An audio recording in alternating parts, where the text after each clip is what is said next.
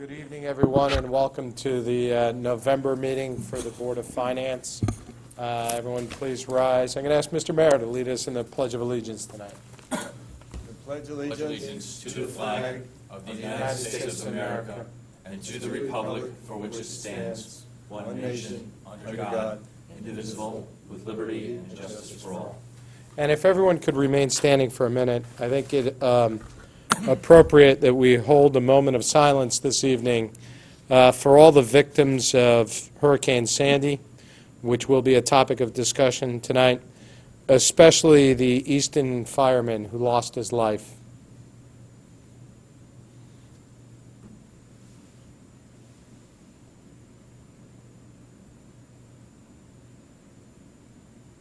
I thank you, and we'd like to send our condolences out to the fireman's family and to the Easton firemen.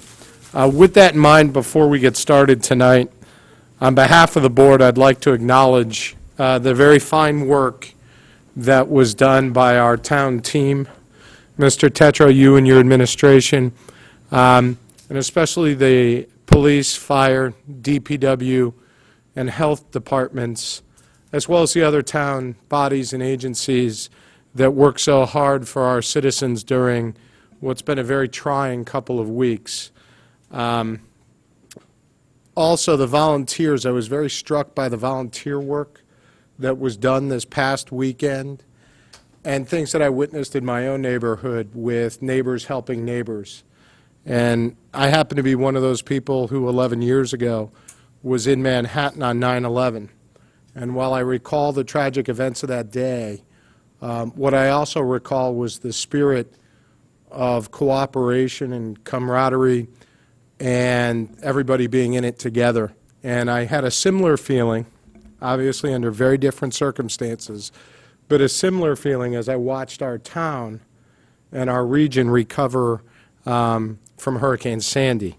And that's what I'll remember from it. I want to specifically call out a few things. And there's always a danger when you do this that you miss somebody, and I don't mean to. But these were things that were called to my attention by others as I spoke with people and walked around the town.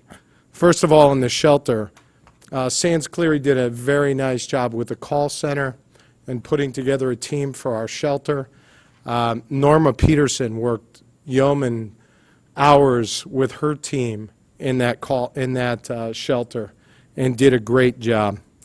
The other one that is out for special recognition in my mind is Scott Bartlett of DPW. In speaking with members of the fire department, the police department, the health department, and just general citizens, Scott, under his own initiative, working with the DPW director, procured a lot of pumps before the town even experienced any flooding, based on 20-some-odd, 30-some-odd years of experience in his job. And those pumps were instrumental right after the storm passed in helping pump out 1 million gallons of water or more out of the beach area of the town and really helped save the town from even more catastrophic damage in that area. And that's to be commended and very much appreciated. And I know from talking to the police and fire personnel, what they were able to do would not have been as successful if it wasn't for his efforts and those of his team in getting those pumps. Also, just something minor that, and minor in the standpoint of it's not the pumps, but just to display how hard all the town departments worked. Our own Caitlin Bossy, whose own house got flooded a bit during the storm, she came out on the weekends to do the payroll in advance of the storm because she didn't want the police and fire and other personnel having to worry about their paychecks while they were fighting the storm. So this was really a team-wide effort from everybody from the finance department all the way down and including everybody else in your frontline personnel. So congratulations on that. You did us all proud, and thank you. And does any other member of the board want to say something on that? Well said. No, good say, very good. All right. With that in mind, We have 6 items on our agenda tonight. The approval of the minutes from our last meeting, the not-for-profit committee report, which Mr. DeWitt will take off his Board of Finance hat and go sit at our little table. We've been waiting for this a long time, Chris. Yeah, we're going to discuss the financial impact of Hurricane Sandy and what next steps are. And we're going to hear, consider, and act upon, well, on the agenda is to hear, consider, and act upon fiscal year 2012 potential accounting entries. We're going to discuss that a little bit. There's some additional information. We need to pick a date and reschedule our capital planning workshop. And Mr. Tetro's here, and Mr. Mayor's here to talk about that a little bit. And we're just having to hear, consider, and act upon any other communications, which, quite frankly, I don't know of any. With that in mind, do we have the minutes from the meeting? I think they were distributed correctly? Okay. Anybody have any questions, comments, concerns on the minutes of the quarterly meeting of October 23rd? Seeing none, do I have a motion? Do I have a second? Mr. Stone, so we'll go with Mr. Bolito, we'll go with Mr. Stone. All in favor of accepting these minutes? Those opposed, abstentions, okay. Those minutes are accepted. Next item, to hear the not-for-profit committee report, and this will be Mr. DeWitt. If you could please take up the, Does everyone have a copy? Can I have one? You certainly may. yes, I think they were distributed. This is the same. It is the same. Sure. All right, I even forgot to bring mine, mister. I thought this was known by, you'd known it by heart by now. Yes, Mr. Stone? I could follow it, but. all right. And while Mr. DeWitt gets set, you might recall this committee was suggested by the Board of Finance quite some time ago and formed under the auspices of the Board of Selectmen to review the process by which town government interacts with not-for-profit organizations and may provide funding to not-for-profit organizations, and the system by which we do so. Mr. DeWitt acted as chairman of the committee, and he had representatives from the Board of Selectmen, another representative from our own board, and 2 representatives from the RTM. So with that, Mr. DeWitt, welcome. Good evening. It's a new perspective. Thank you for the opportunity to share the results of the non-for-profit committee with the Board of Finance. I also intend in early December to share these same results with the Board of Selectmen.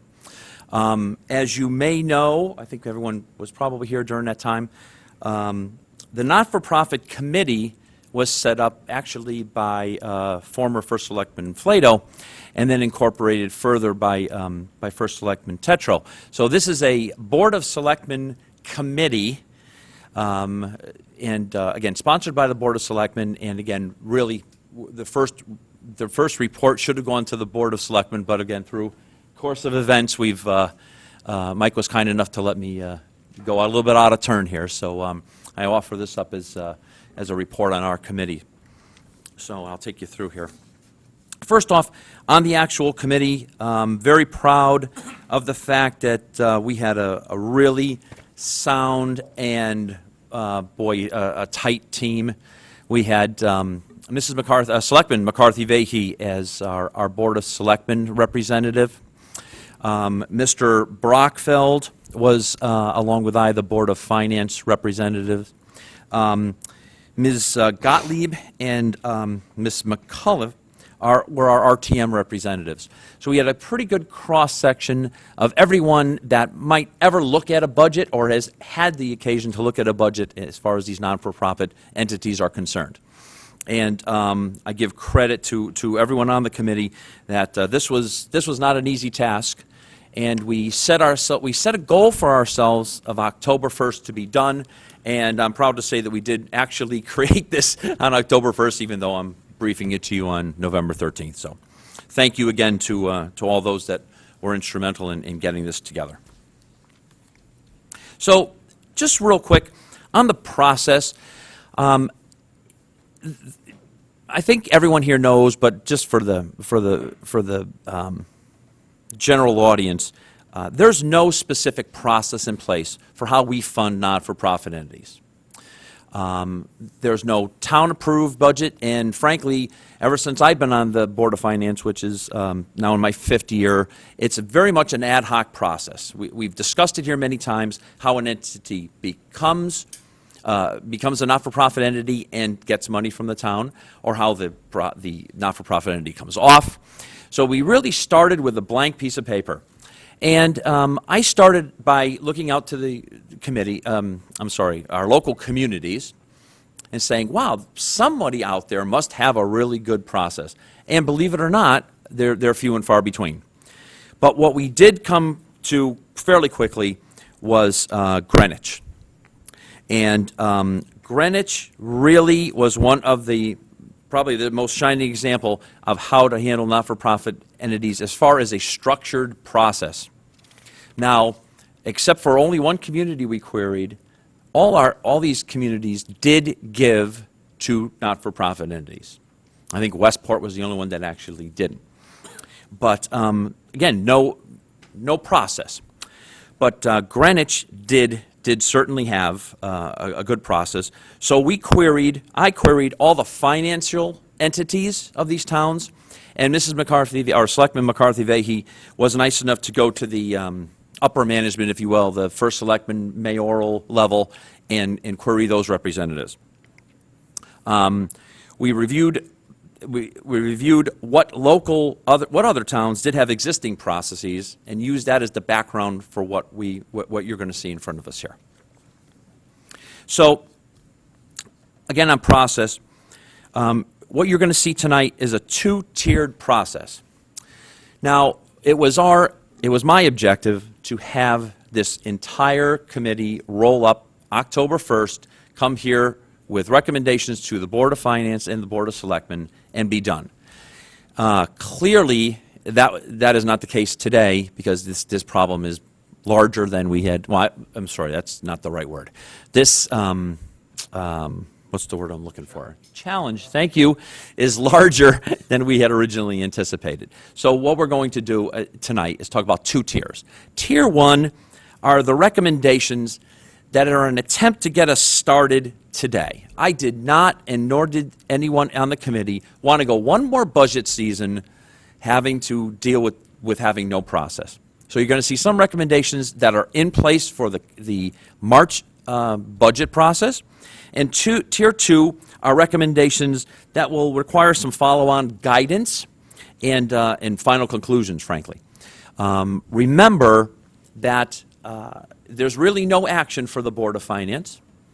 The actions will really come from the Board of Selectmen, including the next steps for guidance and any, again, final conclusions on a process. So right into the recommendations. Our first recommendation we actually talked about at our last meeting here. So our first recommendation, I'm going to read right from the briefing.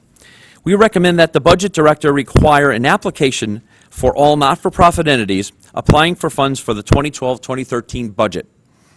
This application would set forth qualifying criteria and request data from the applicant, including, but not limited to, IRS determination letter or proof of application for nonprofit status, listing of current board members, copy of your latest financial statement, audited if your revenues exceed $500,000, and a completed budget package. And we've left that to the budget director's needs, so that package can be tailored in any way Mrs. Gardner feels appropriate. So, having spoken to Mrs. Gardner, and again, touching on the last meeting, Mrs. Gardner's budget package did go, I'm assuming did go out, Mr. Mayor, as planned? Right. You reviewed it. Yep. Off on it, changed it a little bit after that. Then it went out. Okay. Okay. So we approved it, it was changed, and then it went out. Okay. That happened in mid-October, so this is already in process. So our first Tier 1 recommendation was already acted upon. I did speak to the first selectman, and he agreed that this was something that, because of the events the last month and a half, he was agreeable that we put this recommendation in place before I had a chance to brief you all. Additional Tier 1 recommendations. We recommend that the town invest in nonprofit entities partnering with the town. We suggest that an approach shift from that of charitable contribution to an investment of resources that support designated town goals and objectives. Simply put, Greenwich puts out a goals and objectives statement. I'll make something up. The town of Greenwich supports care for the elderly. And then their nonprofit entities align themselves with those particular goals and objectives. Every one of their not-for-profit entities aligns with a goal and or objective of the town. So we believe that rather than, and I've been guilty of this myself, thinking that these charitable, we're just giving money just to be nice guys. Well, you know what? It very well could come down to that, but wouldn't it be nice that if we knew that these not-for-profit entities were aligning themselves to Board of Selectmen and First Selectmen goals and objectives, aligned to that, and then it would make this process, at least it would seem to our committee, easier to align. Having said that, we further recommend that the town of Fairfield establish goals and objectives to which those not-for-profit entities should align. This allows agencies to respond to the needs of the town.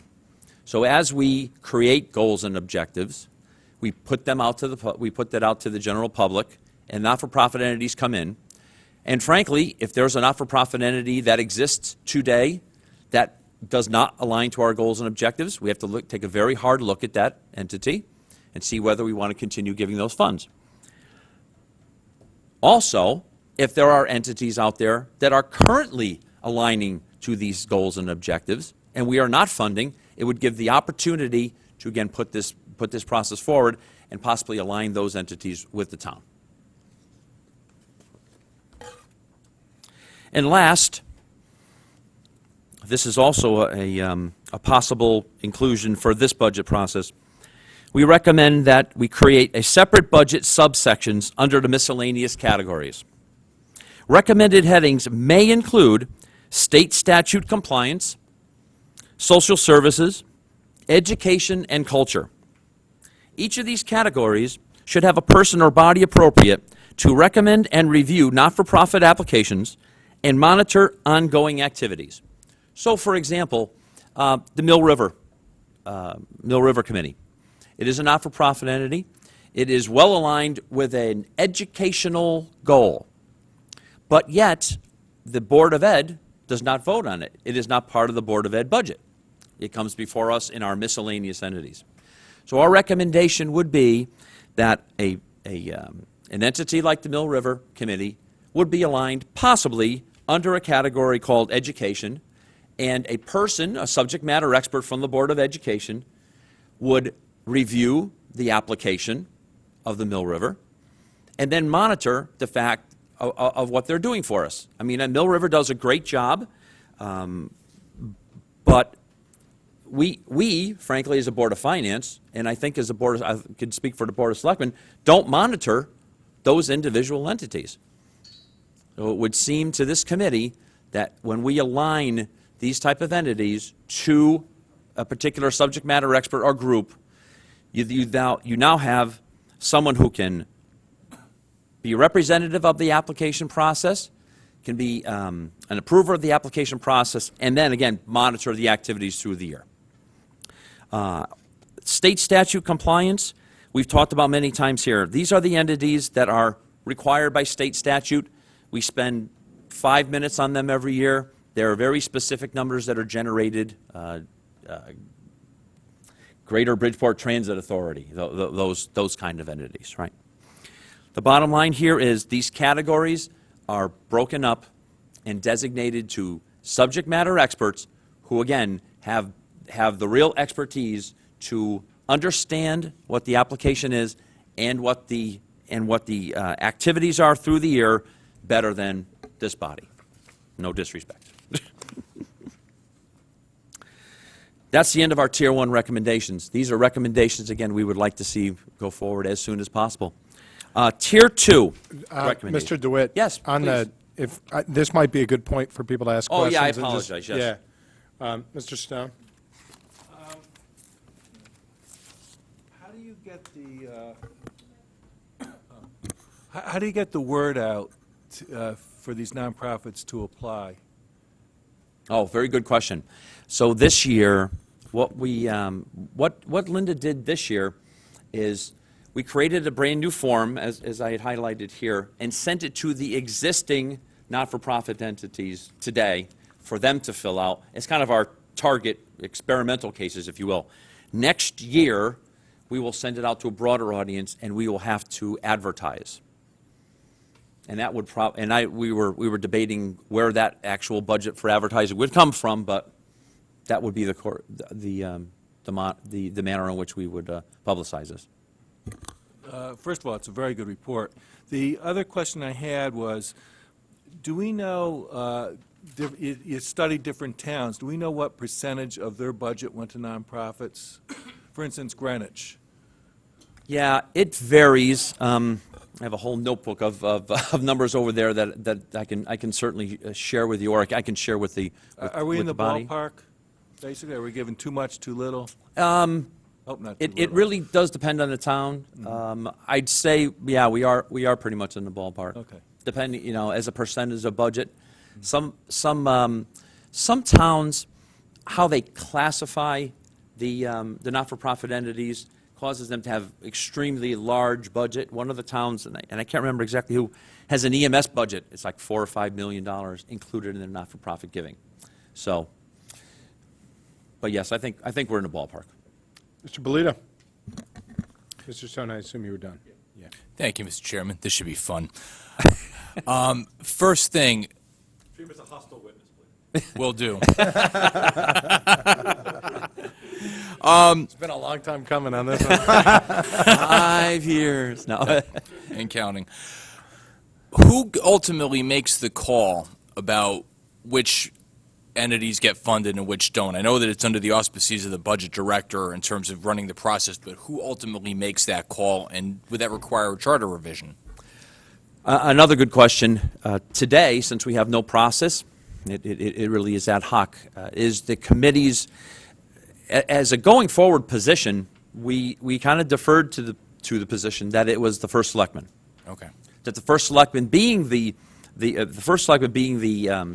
body or the person that initiates the budget book and the budget line items, that would be the person responsible.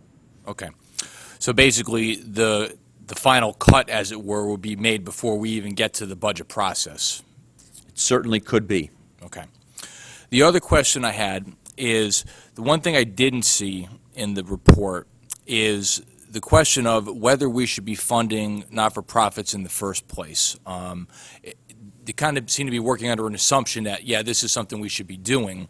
What was the discussion amongst committee members in terms of whether this is a viable funding avenue for town government? Is it a business we should be in, or is it something where individual citizens should be free to pick who they give money to? Right. Very good question. I know we've discussed this before. It would really take me back to our second Tier 1 recommendations. The committee did believe, and I tell you, we had a charter with 3 very specific points that we were going to address, and one of them, the most basic, was, should the town of Fairfield be giving money to nonprofit entities? Very simply put, right? And the idea of the committee was that we should be giving to these not-for-profit entities when they are providing benefit to our town. So when I say we should be partnering with these entities, it's not a charitable giving. It's almost like we should not be calling it charitable giving anymore. This is a business, almost like a business relationship, right? We should be expecting certain goals and objectives out of these entities, and that's why, again, we wanted to make this an investment, and then also put someone in charge of them, because just having a budget without anybody watching over it is really, not anything I think anyone on this board would agree is a proper procedure. So if I'm hearing you right, what you're saying is that you're, in this whole alignment with town goals and objectives, I would assume that to mean that the entities would have to provide some sort of service that would be equivalent to or replacing something that the town would ordinarily do in the normal course of business. Would that be a fair statement? Or doesn't do. So under social services, if Mr. Cleary's health organization doesn't provide counseling for minor drug use, right, minors' drug use, then, and we could get RISAP in here to do that, then yes, that would be, or if that entity can help augment a program that's existing and provide a broader reach. Right. But yes, if there was an entity providing a service that some other town organization was providing, we would probably not contribute to that not-for-profit entity. Okay, so you're looking at it almost as an auxiliary town service, something that the government's not currently providing. Right. It's Okay. a good way to put it. Now, one last question. In terms of the monitoring, the ongoing monitoring, I think it's a good idea because you want to have that accountability in terms of how you're spending your money. Right. But again, I get back to the point of there needs to be a process in place where there is some place where the buck stops here. And if that's with the first selectman, Right. that's fine. It does kind of take it out of the public purview a little bit where it's an administrative decision rather than something that's, held in a public meeting and debated amongst, different Right. town officials. That's the one concern I have about it. But what do you envision as being, going forward, being the process by which people come on and off the list where these monitors are reporting to who exactly in terms of this is what we're doing, this is how we're spending the money? You know what I'm saying? Right. No, I absolutely do. When this committee is done, whether it's this committee or some follow-on body, a formal process must be written. And that formal process will document in great detail how people would come on, come off, right? What you'll see in Tier 2 recommendations, we're actually asking to continue the committee because we don't think we've finished here. So there will be a very specific procedure in place. Now, if you asked my opinion right now, I think I'd have to say that the buck would stop with the first selectman, and possibly, unless we want to dedicate a commission or some other kind of board, that he or the Board of Selectmen would be the recommending body and the gatekeeper, for lack of a better term. Okay. But Mr. DeWitt, if I was to understand one piece of your recommendation here, the first selectman would have to avail himself or herself of the subject matter expert in the administration that owns that relationship. So Correct. theoretically, if the Board of Education decided that this service that was being provided by this group did not augment their goal or mission, they would recommend to the first selectman that such funding no longer be given to that organization. Correct. Under what you described. Correct. Actually, what would happen with the subject matter experts, that Yeah. would be the first wicket is the first selectman agrees this entity should be on the budget. Right. It makes it into the budget books. We still have the right, and as does the RTM, to say, you know what, I don't agree, Right. and we push that entity off. So the first wicket, theoretically, could be the first selectman. But after that, what we do today is, we hand them a check and say, see you next year. What we want to do is hand them a check and say, well, how are we getting benefit from you Right. guys? We know we're getting benefit, but we'd like to, we want to make sure that we can track you, and how can we help you better help us? So it's a kind of a two-step thing, right? I have one small thing, is it? Please. Please. One of the things that we also discussed, and to partly answer the question Mr. Bolito brought up, is that we consciously decided at some point that we didn't want to recommend a whole nother level of government, is basically where we came down, because we found ourselves meandering into a situation where we were going to think of a 7-person committee appointed by the Board of Selectmen, and it just started to become very unwieldy.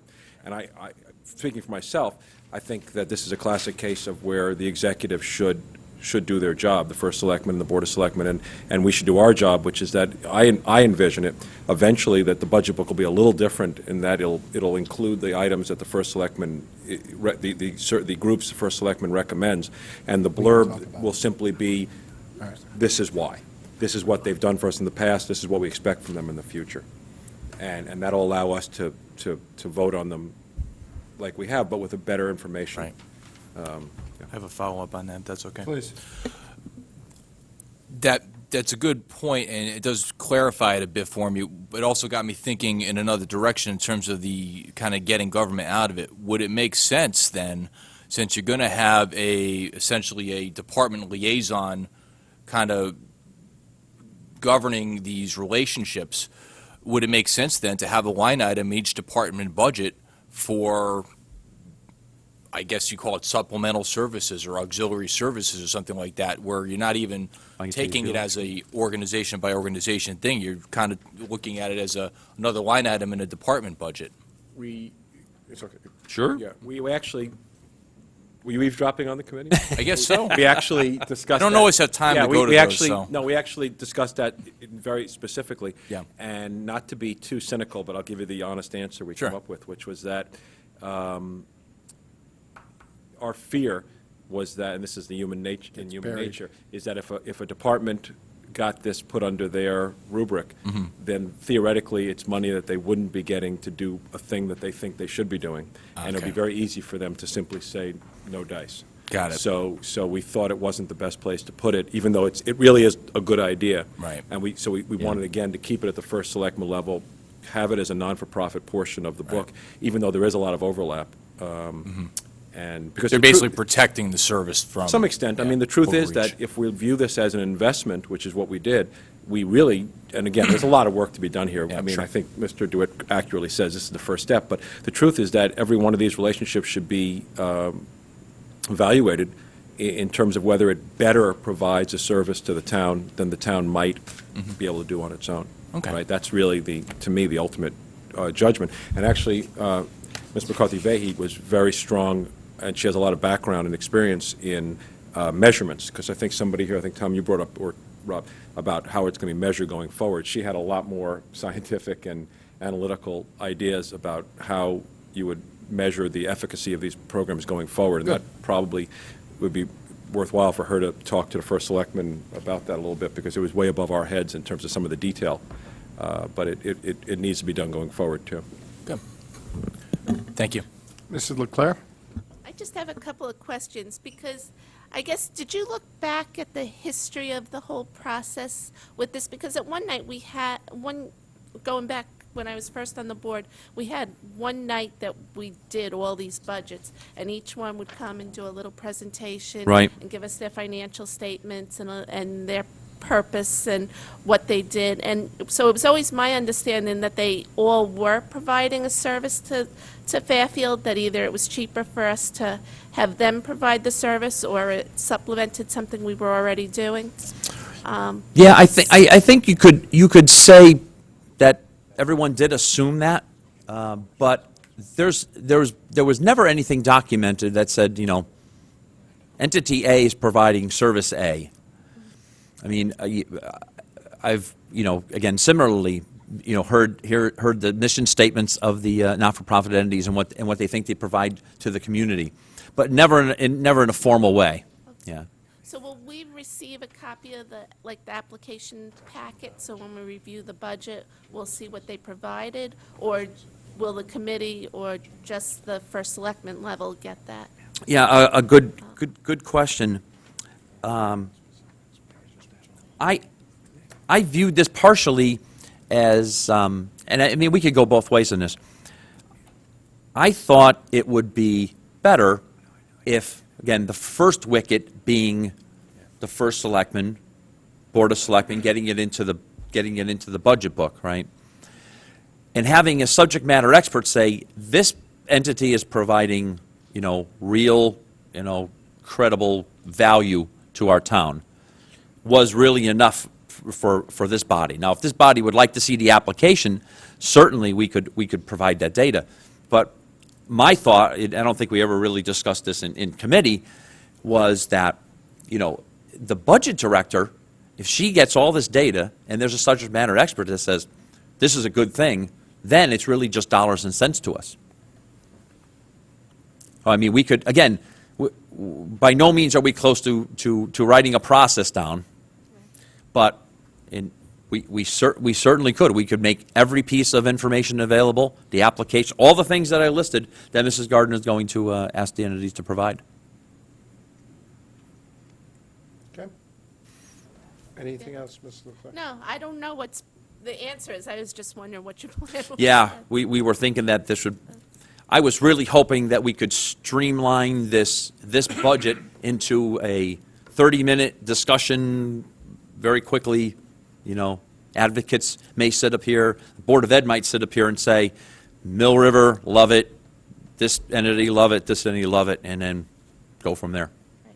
But different people might have a different preference to different ones of the budget, different lines. True.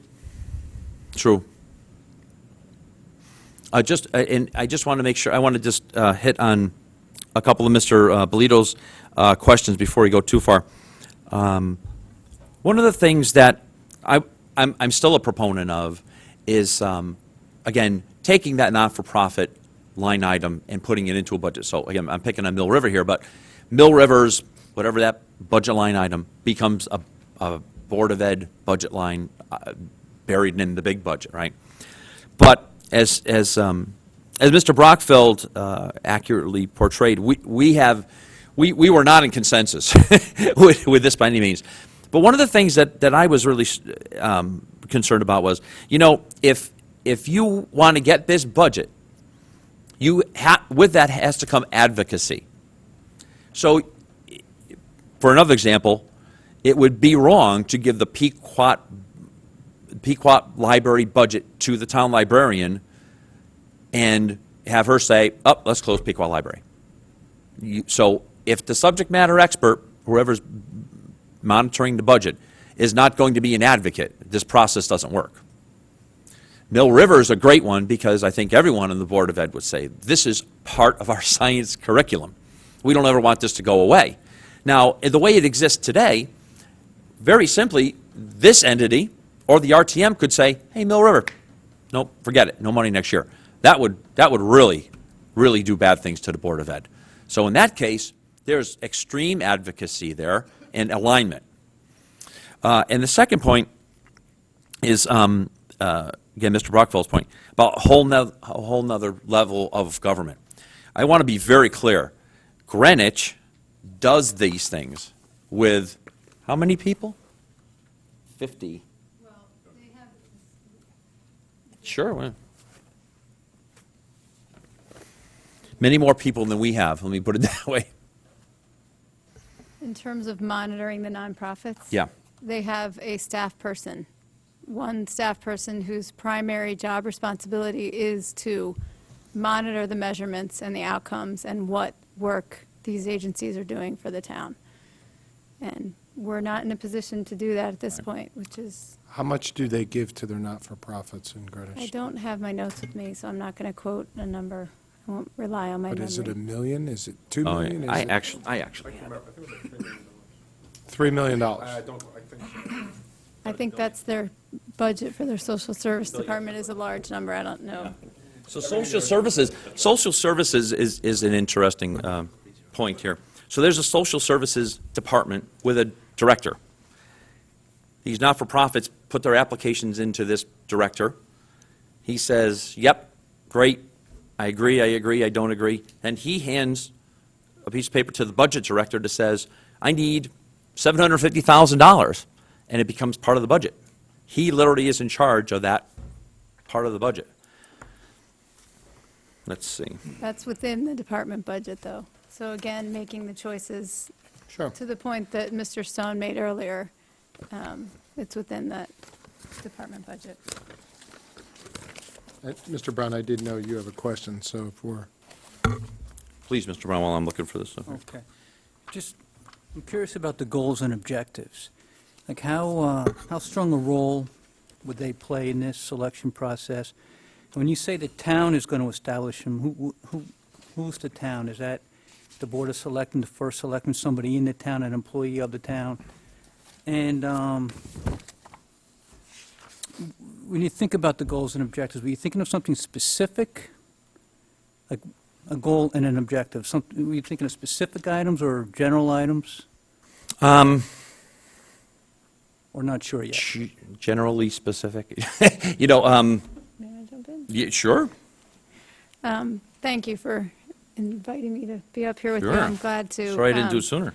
I think we didn't get on to Tier 2, and you can see that the reason for the tiers is simply that we have a budget process that's starting now, and we wanted to make sure that some of these recommendations could make their way into this year's process to allow for some incremental improvements. I would say that when we talked about this at the committee, and certainly, correct me if I'm wrong, we recognize that the first selectman is the person who is our leader and would lead that process. Certainly how he would do that could be done in a number of different ways. But the idea being, again, that we're not just donating money to groups. It's a shift in the sense that groups are coming to us currently to help us achieve their mission and goals, to help us support them with their mission and goals. And to Mrs. Leclerc's point, certainly in doing so, I don't think we as a town would have funded them had we not had the belief that they, in turn, were supporting the citizens and taxpayers of the town with their services and providing services that we were not able to provide in such a manner. But the shift, though subtle, I think is important, that we as a town are being clear about what we want to make sure that we provide for our citizens, what we want to make sure is available as a way of support. So we would just clarify. In some cases, it may simply be a clarification of goals and objectives that may be through a department head and talking with the first selectman.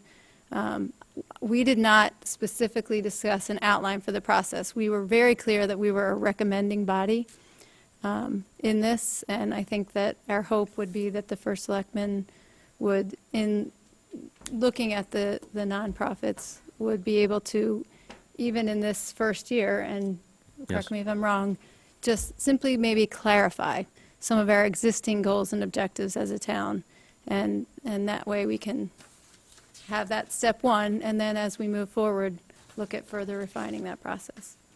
Thank you. Mr. Brown, you all set? Thank you very much. Let's move along to the Tier 2 recommendations. So that we can. Sure. Yeah, okay, one more. Sure.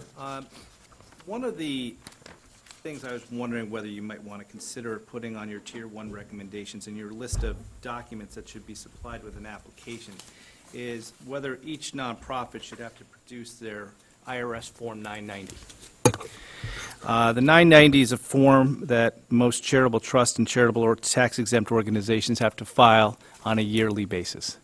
And bottom line, the IRS uses it because it gives them information about the nonprofit's activities and its financial condition, and it allows them to analyze whether their mission and the things they're doing still qualify as a tax-exempt organization.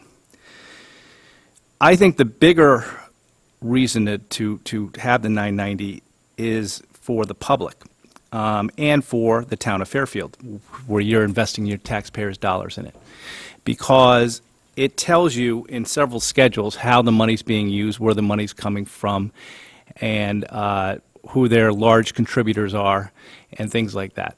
And I know most corporations who invest will not invest one penny without seeing a 990. I have a number of clients who do charitable giving, and they require me to get the 990 and for me to review it and to give an opinion on it, which I normally do with an accountant. Because if you have a charitable organization that is falling behind in doing their 990s, you've got a problem. You've got an organization that's not organized. You've got a nonprofit that could be in some financial problems that we should start asking questions about. So I think that since all the other things that you're requiring here, including copies of their latest financial statements, if they're not doing, and especially the ones if revenues exceed $500,000, If they're not doing their 990s, it's a red flag that there's a problem with that organization. And Right. at least questions should be asked at that point, why isn't it filed? Maybe there's a Right. reason. Maybe their accountant quit at the last moment right before it was filed, and they're about to file it. Right. Most tax-exempt organizations put their 990s right on their website. There's a pull-down tab, and you could just pull them up. So I just think that it's one last step that, a document that should be provided. Thank you. No, good point, and we did consider, there's a website, I'm drawing a blank. I think it's called GuideStar. GuideStar, thank you very much, that Mrs. Caruso, actually Pilot House, made us aware of. It's a free service. I signed up just as a Board of Finance guy in Fairfield, and I pulled down every 990 from every non-entity that is listed on here. It's free service, and again, it has all the relevant data. And it's a good point. We don't specifically reference the 990. We certainly could. Between the IRS determination letter and the latest financial statements, all of the data that we had seen previously supplied always had a 990 in it. So it was almost inferred, but, probably a good point to make it a hard requirement. Dot the i's and cross the t's so that, you don't have to, or whoever's looking at this Yep. doesn't have to even ask for it. It's just a requirement, and it'll be listed as a Yep. requirement. Good point. Thank you, Mr. Walsh. Let's go on to the Tier 2 recommendations briefly. So Tier 2 recommendations, much as we've discussed in the last couple of Yeah. minutes, we're making a recommendation that the town designate a person or a group, or create a new group, who will review agency outcome measurements to determine if the agency funding is both a prudent investment and if services are being provided as requested. We could use Greenwich as a model, but we do believe that it is in the best interest of the town and the taxpayers to have someone or some group, specific group, really in charge of monitoring all this money. And this is a lot of money for us, $750,000, right? And that the first selectman refine and implement town goals and objectives through a strategic process.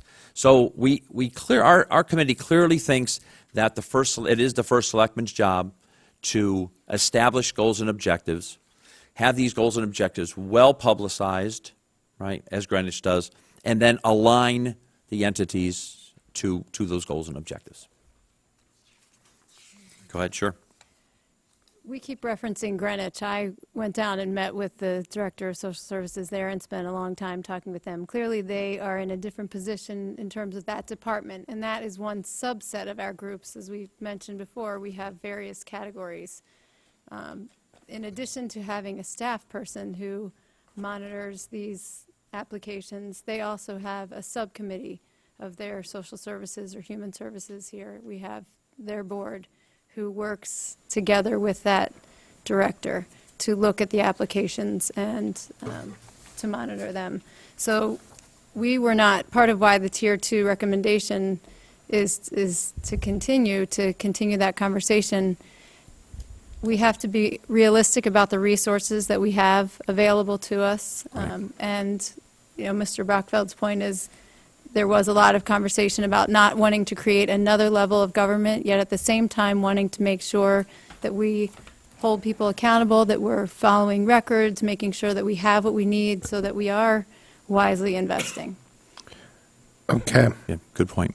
thank you. So I guess the Tier 1 recommendations, it is your committee's hope that the Tier 1 recommendations get implemented as an incremental step for the current budget process that's kicking off right now. Correct.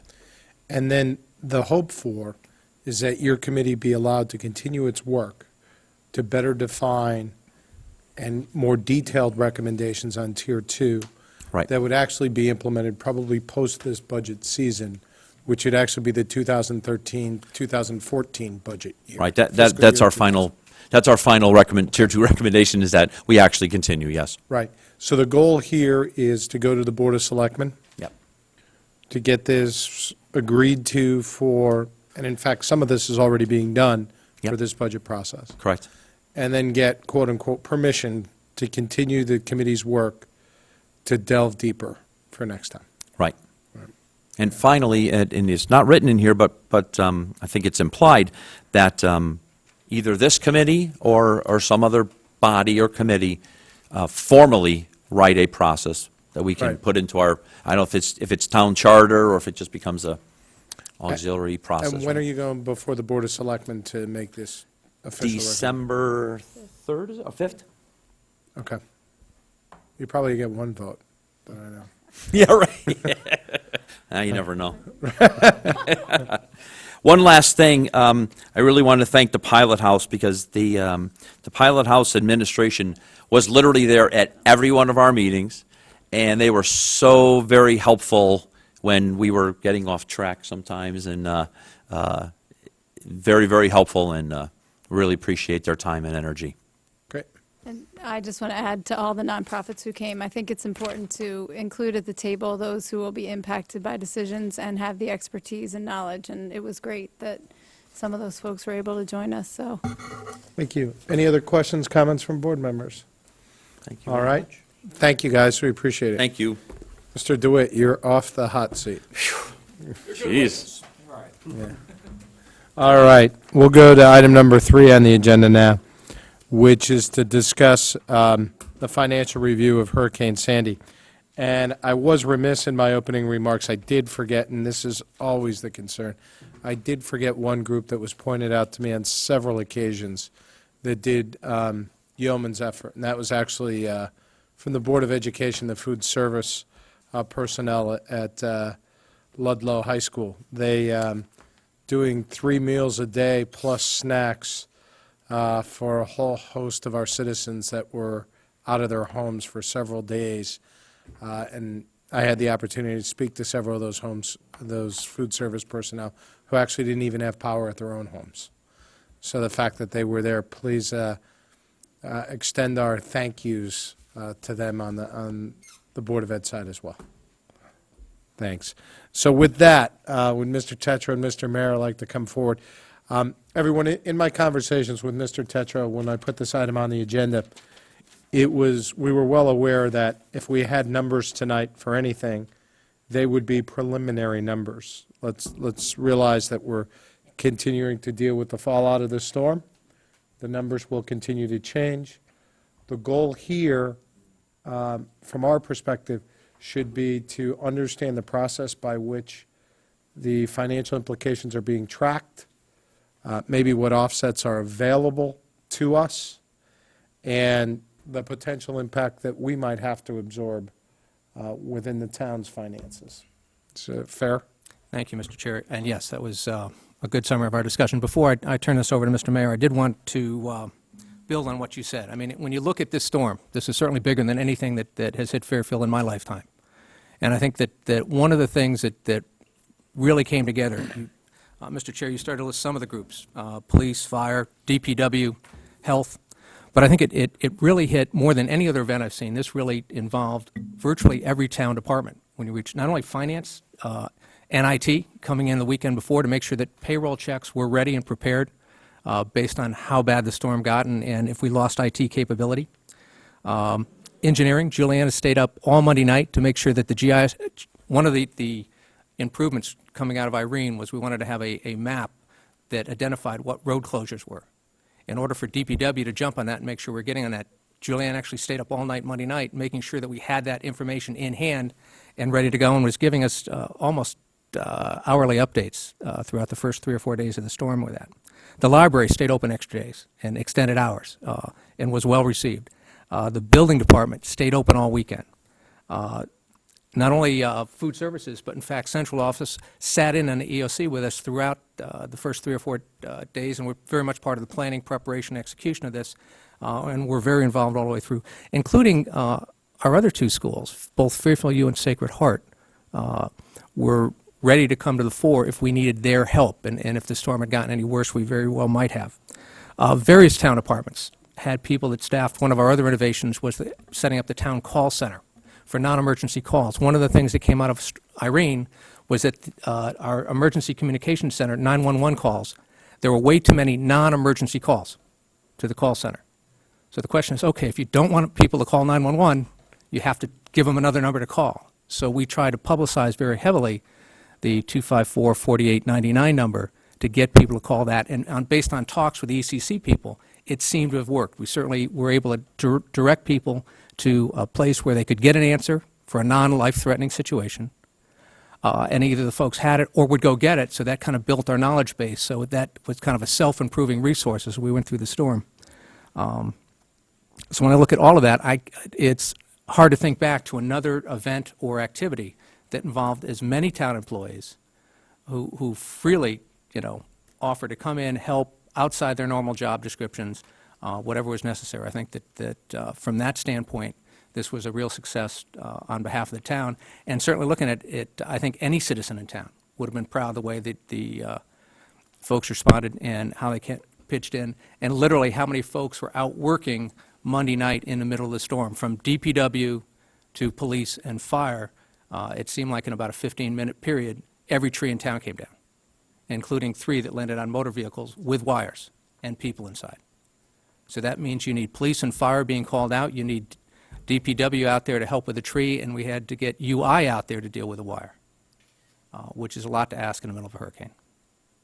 So I think that everybody here would be proud, and I think that certainly take time to say thanks to everybody on that. And there certainly were big smiles whenever we mentioned the paychecks were safe and already run off, so that the folks appreciated that. Mr. Tetra, to state the obvious, you've been in office 2 years, and we've had 200-year storms in 2 years.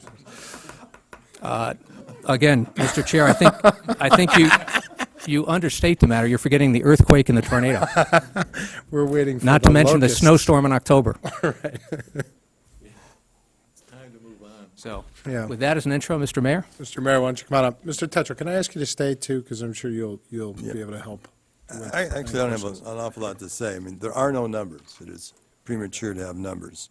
The town is taking every effort to ensure that we optimize our FEMA reimbursement. The planning actually began as soon as the storm was forecast.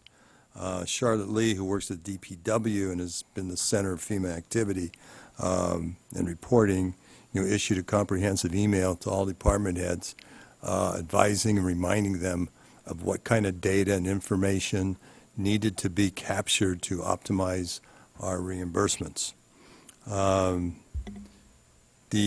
Pictures have been taken. I mean, everybody, it's like the DPW goes around, takes pictures, the police take pictures, fire takes pictures of everything. Pictures help. Hours are documented.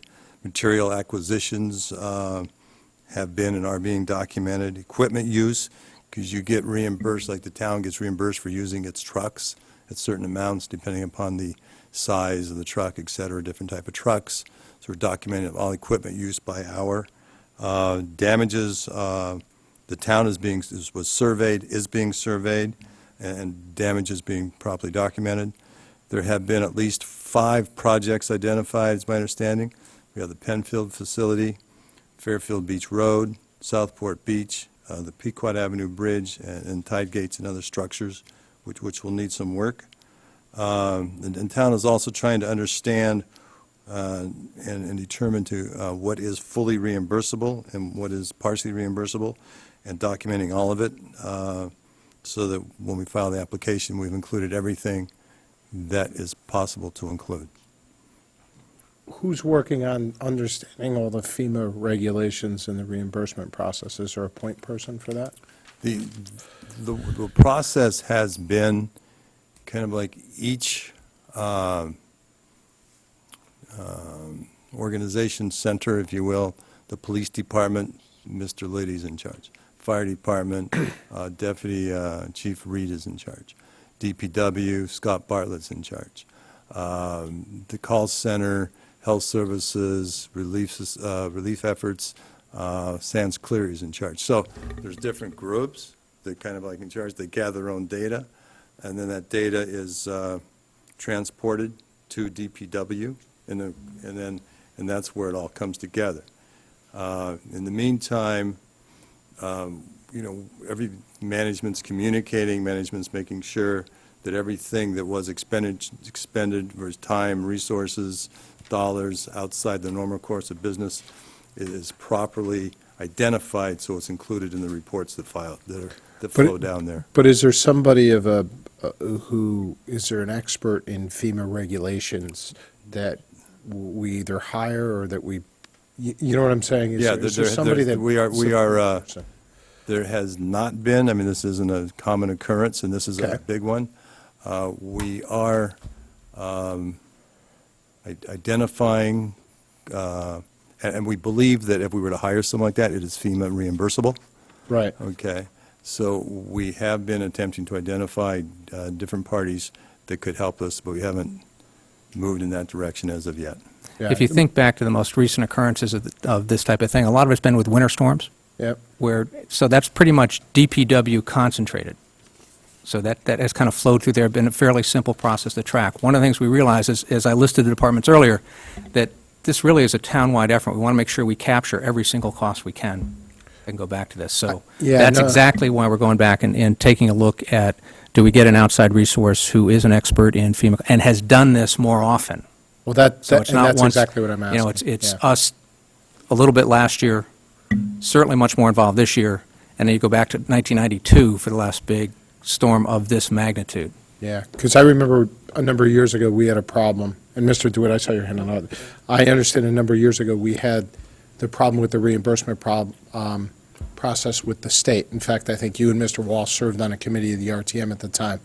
That was school buildings as opposed to I understand exactly what FEMA. it was, but all I'm saying is, we need to make sure we have a point person, I would think overall, who can represent us. Because I completely agree with having all the departments feed all the complete information in to a central place, and that central person, whomever he, she is, whether it's on staff or whether it's outside, be conversant enough with FEMA regulations to make sure that we dot the i's, cross the t's, put it all together well, and submit it appropriately, Yep. right? Yep. That's what I'm worried about. Absolutely. Okay. Mr. DeWitt, I'm sorry if I... No, please, thank you, Mr. Chairman. No, I agree, that we need some kind of a overview, oversight, right? My first question, with reimbursement, and I know we don't have an actual number, but do we think this is going to be a budget draw initially, and then reimbursement next fiscal year? Is that the way a lot of these FEMA reimbursements are going to come? It's definitely a reimbursement. We're going to have to spend the money first. How quickly the money comes in, I'm going to defer to finance on that. Just to give you a feel for Irene, Yeah. we got it in the next fiscal year. So I booked a receivable. I credited back to the department for the FEMA 75%. I moved it over to a grants fund, Right. and then I apply the money there as it comes in. So that was July, and it didn't come in till the next July. Yeah. it was a year. Irene was, Irene was July, no? like September 1st. August, okay, to pick sure. a date. August, yeah. So 10, 11 months, okay. I got literally $10,000 by the next June, and the rest of it came in this fiscal year, of a $750,000 or so amount. Okay, great, okay, so, okay.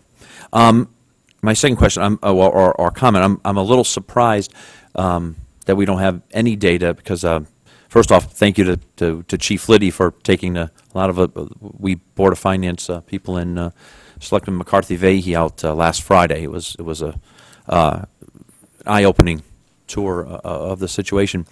But I asked Chief, how many people is this storm really represented? And he knew in pretty great detail how many extra people. So do we not even know how many people we're paying overtime? Do we even not have a salary bogey at this point? Not that I have. I realize that the storm finished last Thursday. Understand. Okay, so there's I mean, been back one- of the there's been- envelope kind there's of been- thing, There's right? been one business day. No, I get it, but Okay. back of the envelope. Not that I'd, have at this time, unless, A couple of comments, and then I guess, one, in the past, the Finance Department really hasn't been involved in these activities. So it's been each department, each organizational unit gathering their information and flowing it through to DPW for reporting and filing with FEMA. Two, it's not just like, okay, let's gather up all the police overtime hours, because the police overtime hours would include people who call, who people were, after worry, I don't think there's anybody that called in sick during the storm.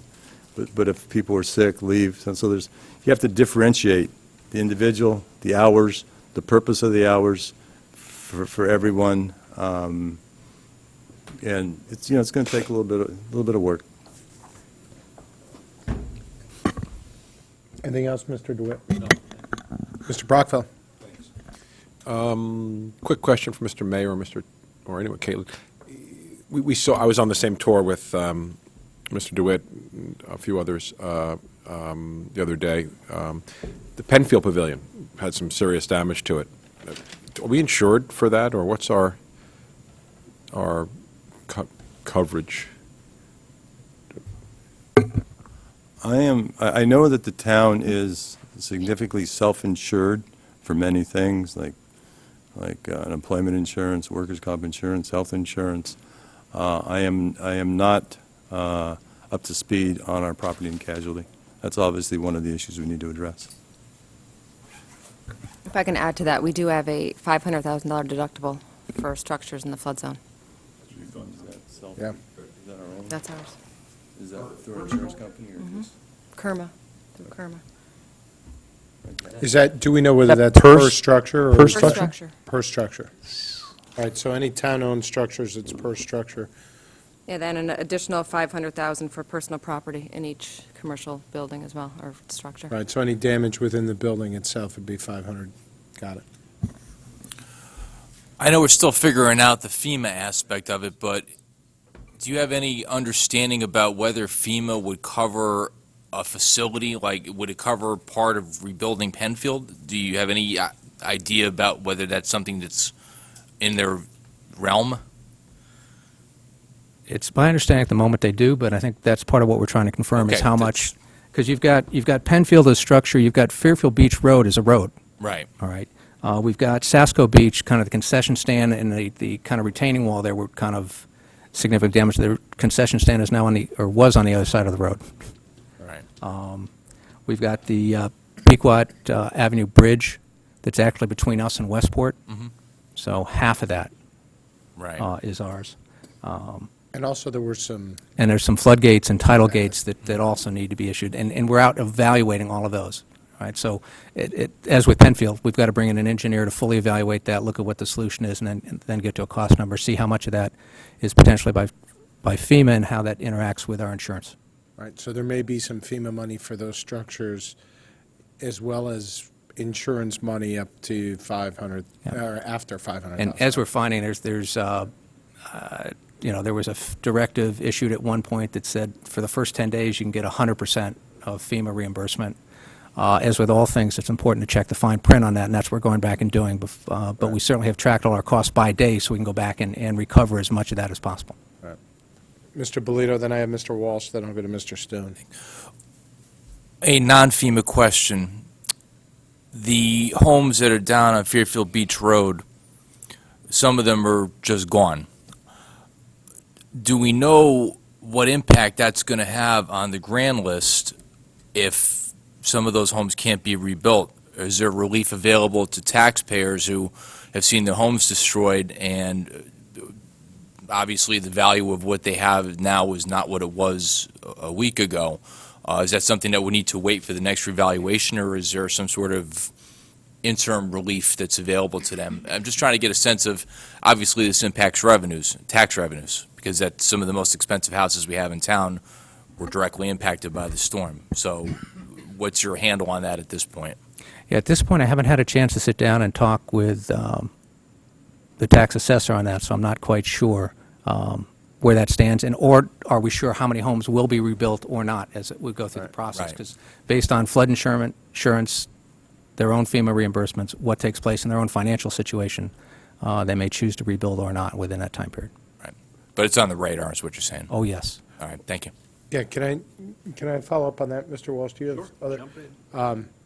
And maybe you just answered it. I'm going to phrase it a different way and just tell me. Somebody owns a house down there.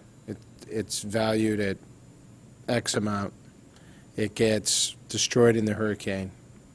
Right now, we don't have a revaluation process for a couple of years or whatever it is now.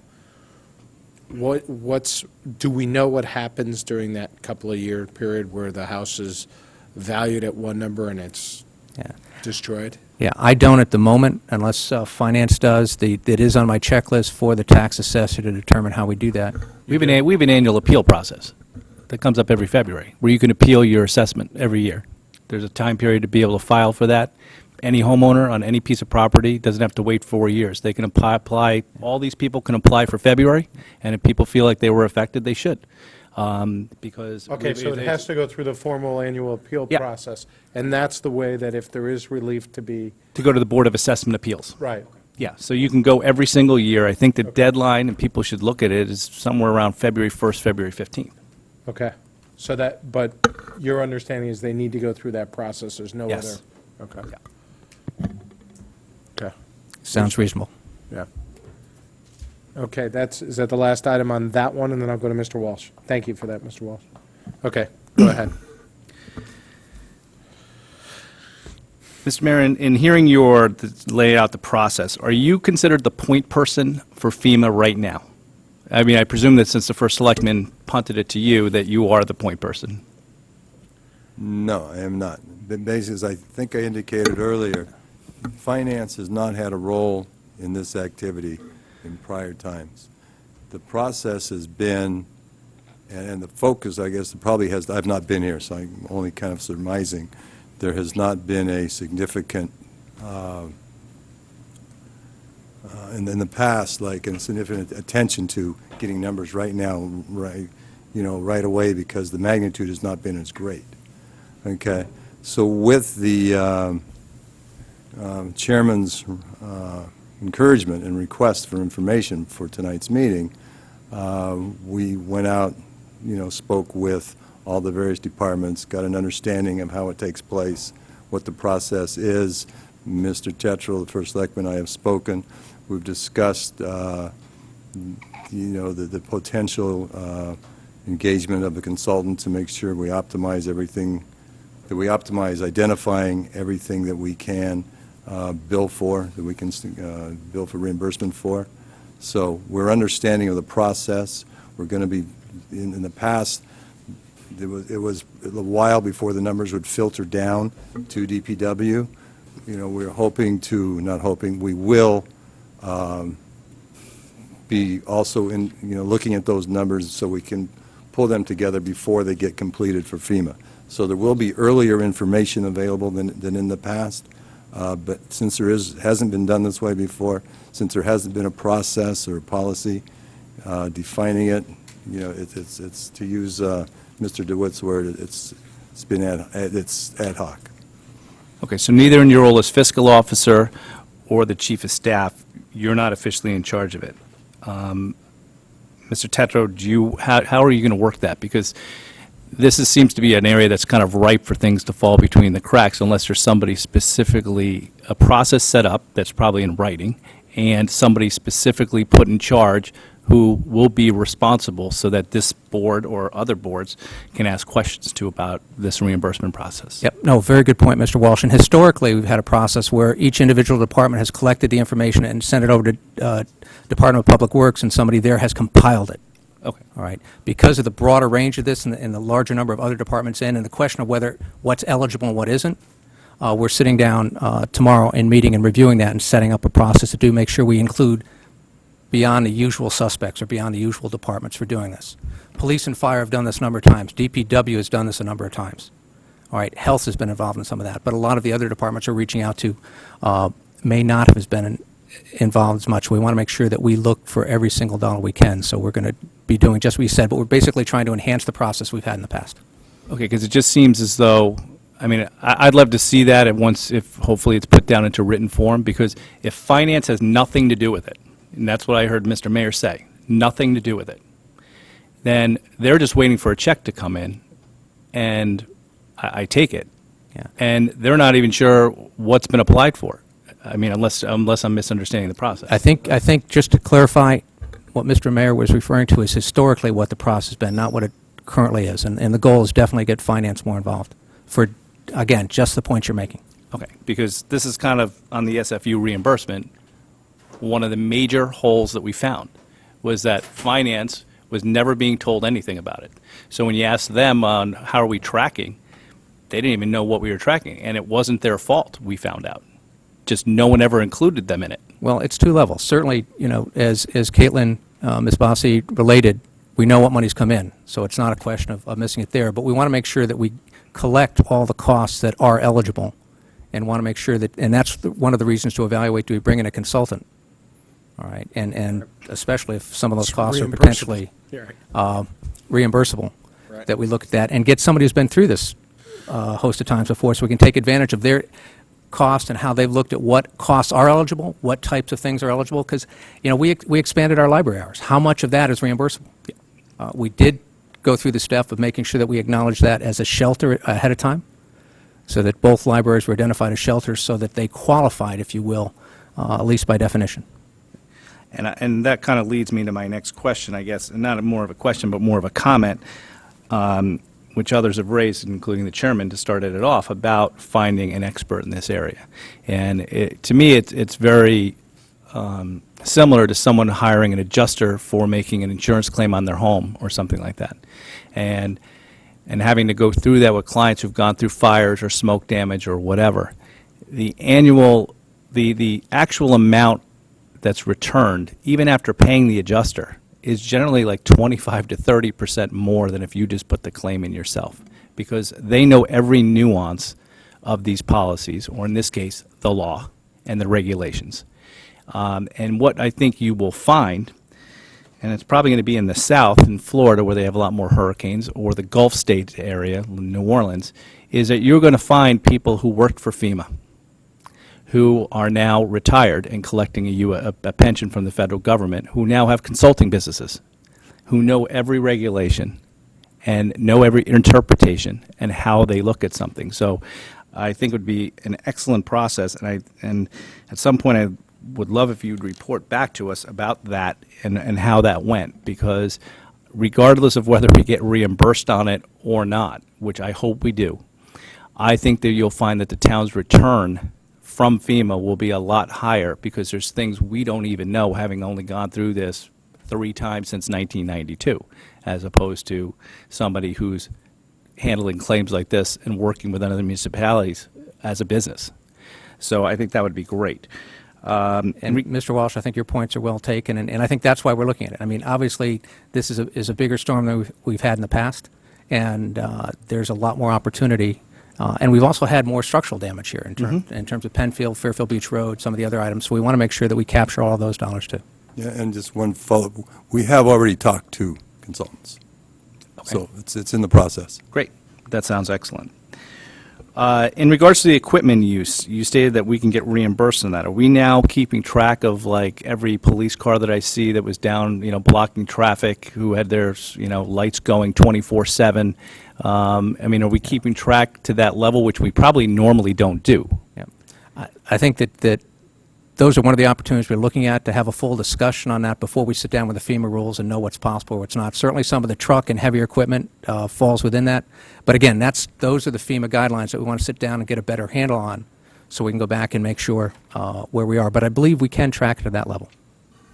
We've done discussions with Chief Liddy, actually, about trying to maybe even kind of measure the extra wear and tear on the vehicles because of having to drive through salt water, et cetera. So we're looking at that as a potential FEMA reimbursement line item. Okay. Who's this woman, Charlotte? What's her name and what's her position? Charlotte Lee. She's one of the administrative folks at DPW.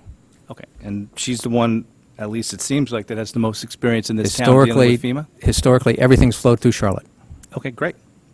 And I presume she's on the case on this one, and that She's been on the hopefully case. Your department's working with her. She was the around one the who clock? sent out the memo to the department heads prior to the storm even hitting. Okay.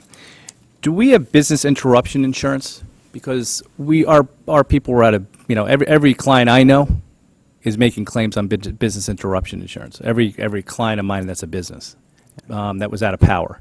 Do we have, for the town, like to pay all the town employees when they were not able to come to work? Usually business interruption insurance, even though we have to pay them, would reimburse us for those costs. Do we have that for the town? I don't know. I don't think we do, but I'm not sure we would qualify, because business interruption insurance usually pays when you have a loss of business, And, you know, we lost no sales. When we lost no sales, but we did have expenses, and business interruption insurance will also pay for expenses that you have. I think simplest is we need to take a look at that, but to our knowledge, we don't have a policy in place at the moment. Okay. And it might be something to look at adding if we don't have it in place and if it's applicable. Okay, because how many days did we lose when the town hall was closed? 2.5, sorry, it was one long day, the I summer mean, stuff. it'd be a claim. I mean, even if you had the insurance, it'd be enough to probably pay that premium for a number of years If back. it's applicable, absolutely right. Okay. And I'm glad we talked about the insurance. That recollection by Ms. Bossi is concurrent with my own recollection of what our self-insured retention is on buildings of $500,000. And depending on the amount of damage that may have been done to our new Penfield facility, we might be able to kick in and make a claim on our insurance policy. Thank you. That's all the questions I have on this area of FEMA. I do have a couple of questions in regards to another area, but I've let others go first. Mr. Stone? Yeah, I can follow up on Mr. Walsh's. On the insurance, the $500 deductible, would that also include flood insurance? Or is that something that we might not have? I'm specifically talking about Penfield. This flood and equipment number that I gave you is part of our overall umbrella policy with KERMA, which, if you're not in a flood zone, actually our deductible is $50,000 per structure. But being that most of the structures that got damaged, town property-wise, were in the flood zone, then it goes up to the 500. The only one I know of not in the flood zone was actually a golf maintenance shed, right? That was pretty heavily damaged by trees, is that true? That one, There was one up at Smith Richardson. yeah, that's part of the inventory of damages that I haven't seen yet. Yeah, I've heard something there. So Bob, it was under the flood and earthquake piece of this umbrella policy. In Caitlin, it is per structure, right? That's a big It is, distinction. each structure, yeah. Well, okay. Any other questions on this before I go back to Mr. Walsh on this? Oh, you know what, can I just interrupt? As I'm looking Please. at this policy, there is a business interruption, and we are covered for $1.5 million. I don't know exactly what it means, but it's on here. Well, it'd be interesting to explore whether we might be able to get back some of the salaries and other expenses that we incurred during that period of time when we weren't in business. Absolutely. You know, Absolutely. one other point, a lot of times business interruption covers revenue. Yeah, You might want to look at some of these tax appeals that come out of some of these structures that were damaged, and if there's anything that covers that as well. So I'll turn it back over to Mr. Walsh.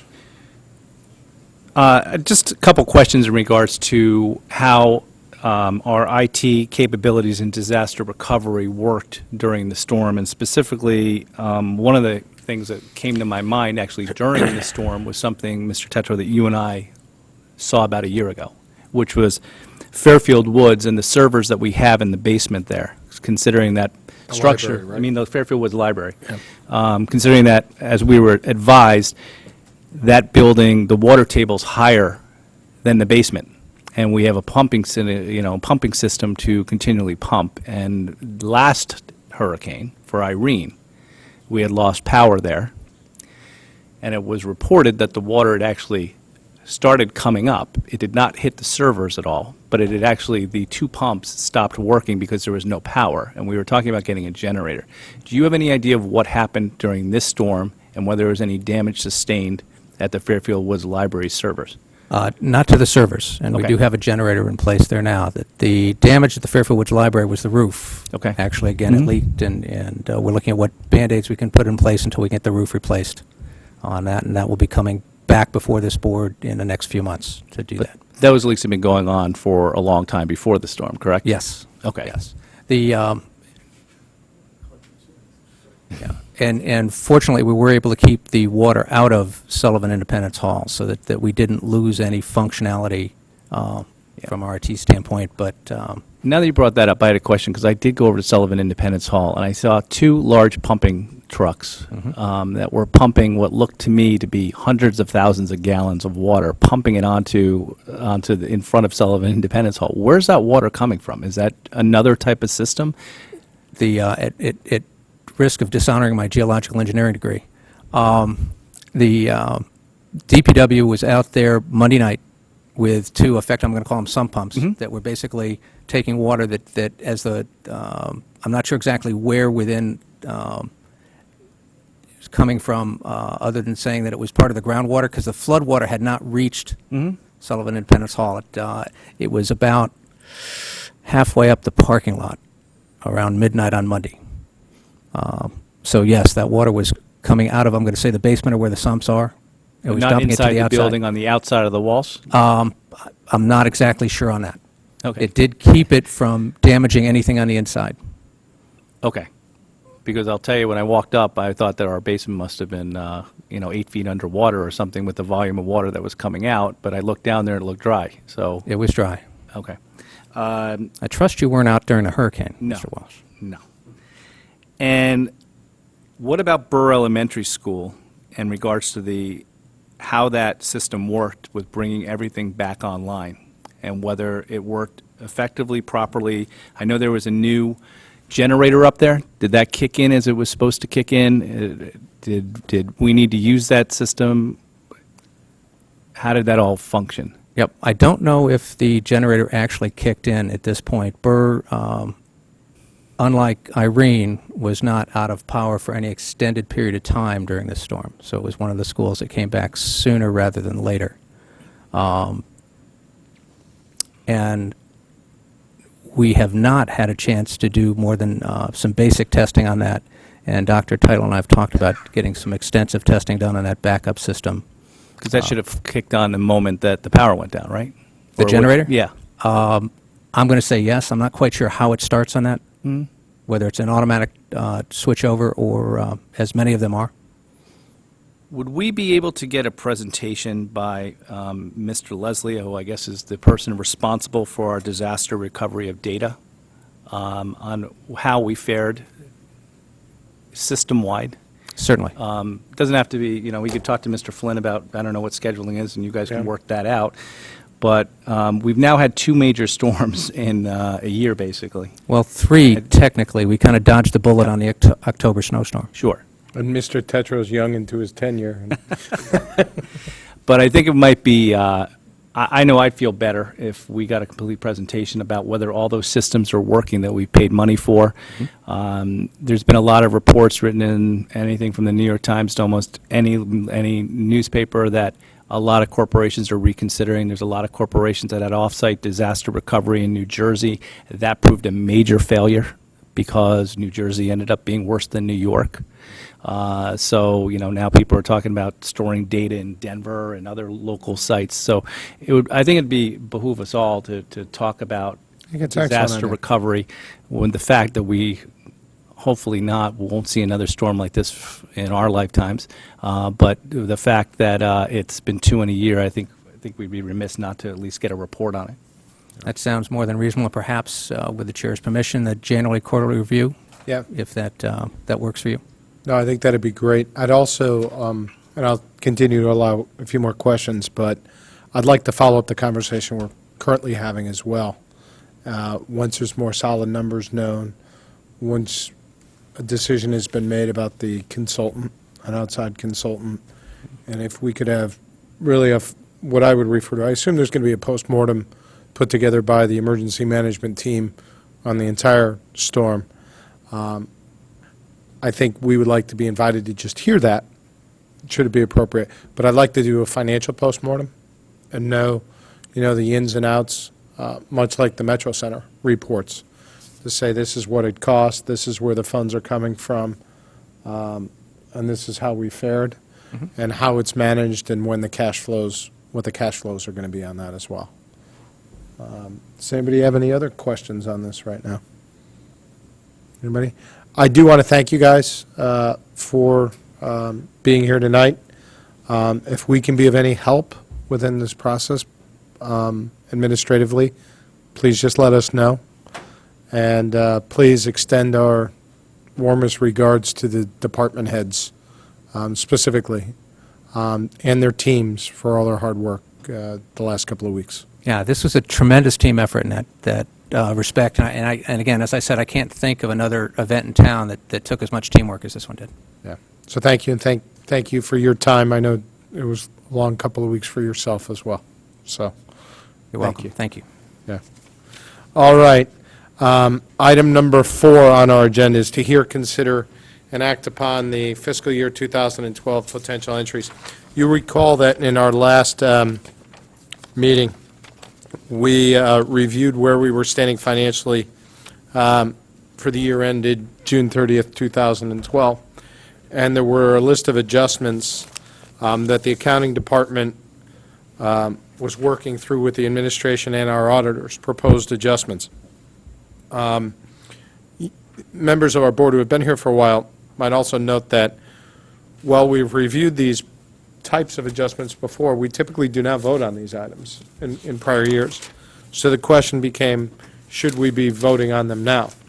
And through consultation with our auditors, the answer to that would be no, unless, of course, the fact that they were changes in accounting policy from prior policy. Okay? In addition to that, and there are 1 or 2 of those that Mr. Mayor can walk us through. And by the way, I think since these are before us, we should ask the questions, get the follow-up information that we've had so that we can understand and be comfortable with the fiscal year-end numbers. And I would ask that the audit committee actually most certainly do that before we close the books on the year. All that being said, I think there's some additional information that's coming to light that I think the administration is currently looking into. So with that, I'll turn it over to Mr. Mayor to kind of lead this discussion. Thank you, Mr. Chair. Last Friday, I became aware of an outstanding workers' comp claim that the town did not appear to be properly reserved for. Since then, we have gathered a significant amount of information and concluded our workers' comp accrual will need to be increased by a significant amount. We don't have an estimate to provide at this time because more work needs to be done. We need to discuss our findings with our auditor and get our auditor's sign-off. Because we don't yet know the magnitude of this adjustment, we are not able at this time to recommend which the other potential year-end closing entries continue to be reasonable to consider. As Mr. Flynn indicated, when I communicated this information to him, the question came up, is this or is this not required to be voted on by this board? Because we can't wait till December to be making decisions and still get the audit done in a reasonable amount of time. That's what led to Mrs. Bossie's conversation with the audit partner and came to the conclusion that Mr. Flynn has shared with us. So with that said, though, I don't want to cut off debate, questions, and actually follow-up items or follow-up requests from specific items on here, right, Mr. Mayor? Even though we don't have to take... We may certainly discuss them. The only one is everyone has the Yes, the sheet? everyone has the sheet, but there were some follow-up items from the last meeting, and even if we weren't voting on them, we want to make sure we're comfortable with the items and understand the items, because they will be, or may be, represented in our financial statements. So, again, Mrs. Leclerc, I'm going to ask with you and your audit committee for you to take a deeper look at these and make sure you're comfortable, and on our behalf, speak with our auditors and make sure that they're comfortable. But that said, since this is open, let's follow up on our requests from the last meeting. Does anybody have any questions, comments on these items? On these items? Yes. Were we going to get, I thought we were going to be getting some more information regarding the sewer assessment revenue reversal and the process on how that's being calculated. There's questions. We were going to do T accounts. Yeah. Yeah. And there's going to be information on exactly what the process is and how you got to that number. That got interrupted by the storm. Is there a date when you will present that number? Because I don't think we can properly talk about that number until we have it. So this whole discussion then would be kind of moot. Yeah, that's, yeah, I mean, we can, Okay, so We what, can certainly bring that to the board at the next meeting, that's not an issue. Mrs. Bazey, we have a listing of the requests from the last meeting, correct? Yes. Okay, can we commit to having, the storm interrupted everything. Can we commit to have the backup, the same items that we requested from that last meeting, at our next meeting, which is December 4th? Is that right? So can we put this item on that agenda for the backup for all these items? Or do we have them tonight? Do we have any of it that we asked for tonight? Yes. I didn't see it in the package. I'm just looking over at Ms. Caitlin's mellow yellow here, and I see she has some T accounts drawn, which we have not had a chance to do. go through. And I do not know if she wants to address Go those. through them or not? I mean, they haven't been obviously distributed with the agenda. This is just my own note. So if you want to formally put them on for next month, we can do that. Well, there's that, and there's other items as well. Do you have other items that, There's other items. I think a lot of it had to do with the tax overpayments. I think you had a conversation with Cinda. Am I? I don't yeah, know if you have anything prepared. a lot of but- it was the text. Do we have anything of it. prepared on that? Yes, we do, and I will apologize on that one. I do have a document that I failed to, well, we both have the document, but we failed to submit it with the package. Okay, so why don't we, But actually, if I don't have this, I could probably answer many of the questions if you'd like. do you want to do that, or would people like to wait to actually see documents at our December 4th meeting? I think we asked for documents. Yeah. And we asked for Yeah. T accounts, and we asked to see where numbers were Yep. going and what the process was, and we've not received anything. So let's, Can I just, Yeah, December's please. getting kind of late for the audit. So, but if there's not going to be a, there's not going to be a Oh. vote. so this is just informational. Yes, Okay, yes, okay. okay. But I'd also like this all to be reviewed by our audit committee before it's finalized, and them to have a conversation with our auditor to make sure that it's within what our auditor is comfortable with for Do you know when GAAP they're accounting meeting? Do you know when your purposes. next meeting is? Do you audit subcommittee? We don't have anything scheduled, so Okay. I need to know when. Okay. Do you see that happening before the December 4th meeting? It's originally planned right before, when he was ready to issue a draft, so it would have to be before that, I guess. Well, And obviously, you can't issue a draft until these, we have informed Mr. Centofanti of the potential of this issue. Right. But we have not gone through it with him. We anticipate doing that relatively quickly, and it would be very appropriate for the audit committee to meet as soon as possible thereafter. Okay, so when We're talking, Yeah, I mean, the staff is coming out the next week. staff is coming out Monday, But this Tuesday, is, I mean, this will be Wednesday. handled, this will be handled on the phone, so, I mean, this will be, what's today, Tuesday? This will be done by the end of this week. So early next week, or even Friday, probably, you could have a meeting. Mrs. Leclerc, do you think maybe we can pull something together for you guys to review this early next week? Would that be possible? And that would allow them to move along on their timeline, but it would also allow us, and I agree with the general consensus, to see the documents that we asked for in our December meeting without holding anything up. Is that possible? I guess so, but I guess, Mr. Mayor, would you be able to send me an email on when they're available to meet, or when you think would be a good time frame? Most definitely. Let's be cognizant of the fact that Mrs. Leclerc and others on the audit committee have a job, so we'd like to keep it, after We- business hours. we if work could. nights. Yeah, right. If that would be okay, and I hate We to work put something nights. on the audit committee, but I think it's, on our behalf, I think it's probably important, right? Yeah. Does anybody have any questions or issues with that?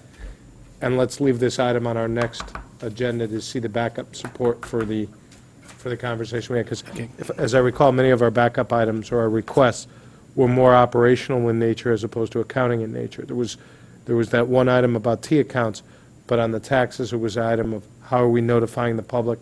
What's our obligation to notify the public? Should we be doing an escheatment to the state? After 3 for- years, after 3 the years, statute of Which limitations. have nothing to do really with the accounting for it. I'm happy to We have an address answer all for those that one, too. questions, if you Okay. like, currently. No, let's do it at our December meeting, Okay. all right? Just to keep it clean, if we can. Is everybody okay with that? Yeah. Okay. So I think we're taking no action on this item. We don't have to, don't think we need a vote, right? No. Okay. The next item, capital planning workshop. On our behalf, I've been in discussions with the administration. Obviously, one of my biggest questions was, does what happened with the hurricane and all the items that Mr. Tetra listed, from Penfield to the tidal gates and all those items, will that rejigger the prioritization of some of these capital projects and the plan that was going to come before us, right in the heart of the storm, actually? So I wanted to make sure that we weren't having this capital planning workshop in a vacuum without taking those circumstances into consideration.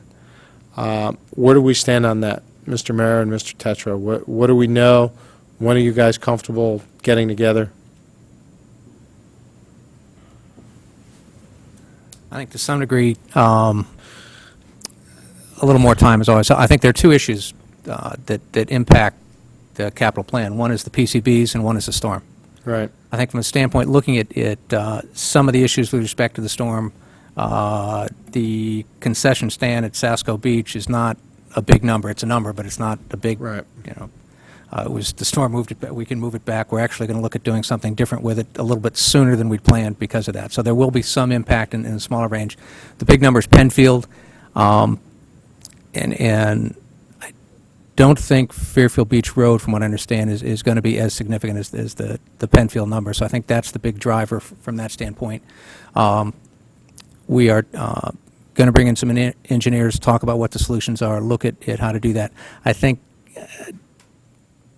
something shortly after the first of the year might be a better time frame for having that number tied in, and potentially and I don't mean to speak for the Board of Ed at all, but I'm thinking the more time they have, the better handle they'll have on some of the PCB numbers at that point, too. So But you're actually again, the- I don't mean, that was Yeah. not done in conjunction with Dr. Title or Tom Cullen. I'm just, But you would be comfortable pushing this back to right after the first of the year at some point? to I have think based better on, information? the issue is that I think it gives us time to both have a solution and kind of do a better job of costing that out and kind of raise our degree of confidence in the number Okay. at that point. Mr. Bolito? Thank you, Mr. Chair. Also, from the standpoint of the Budget Subcommittee, one of the things that we did last year was to implement voting on the non-recurring capital items outside of and before the budget process. So obviously, with the storm and the impact of the storm, is it going to have an impact in terms of being able to do that again this year? Yeah, our goal, and I need to review this with Mr. Mayor, but the original goal was to bring the non-recurring capital. I don't believe the Board of Ed has any this year. Okay. And I believe the goal is to bring the town side before the Board of Selectmen at one of the December meetings. Okay. That would allow it to go before the Board of Finance in January and potentially the RTM at the end of January. Because these are basically independent, the individual projects, just because you approve the capital plan, Right. it's not so much approve the capital plan, we present the capital plan, we have a discussion, that doesn't actually impact the individual items. Oh, no, understood. Which can still be They're voted not up or connected down. issues. I get that. So I we- just- the- it triggered the thought in my mind that, we wanted, so you're anticipating, even with the storm, doing the non-recurring stuff for the Board of Selectmen in December to get it to the Board of Finance by January. That would be the goal. Okay, that's fine. Thank you. Does anybody have any comments on the idea of pushing this to early January? The only question I have, and that's, I guess, for the chair, Yeah. since I have not been on this board all that long, Yeah. this presentation, by the time we get to January, will be 5 months after it was supposed to be presented, because it was supposed to be done in August. Was the August timeframe based on the fact that we're normally slower at that time of year, and that's why this board Yes. wanted it presented at that point? Yes. It had nothing to do with budgetary issues or the upcoming budget or whatever, It- or other concerns that I don't know about. It was always done in the August, September timeframe to avoid being confused with the budget cycle. Was really what the goal was. And to give everyone, when it was originally conceived, it was conceived to give everyone a frame of reference and some guideposts as we entered into the budget cycle. Now, this year, due to some issues with PCBs, quite frankly, some turnover in personnel, and things of that sort. The administration had asked if we could push it back to October, the end of October, right? Yeah, October 15th-ish or thereabouts, or Right. the most convenient date around then. Right, and so it was rescheduled at their behest to that date. Now, obviously, the storm has intervened. My problem is, or my concern is, I don't want to have this presentation with a whole bunch of caveats of, except we don't know what the impact of the storm is, because then we're just wasting a couple hours of everybody's time without putting it in the full context of the storm. So if what I'm hearing is best available information isn't going to be best available till early January, I'd rather have a productive meeting than than a meeting that doesn't have 80% of the 80% solid information. That's what I'm hearing. Yeah, agreed. Yeah.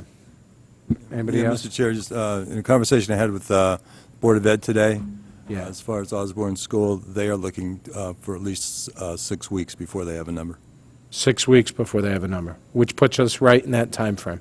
That- Is that's- there any, Ms. Iacono, not to put you on the spot, but is there? We can't really hear anything. Mr. Mayor Mr. Mayor just indicated, in terms of Osborne Hill, they're not going to have any numbers.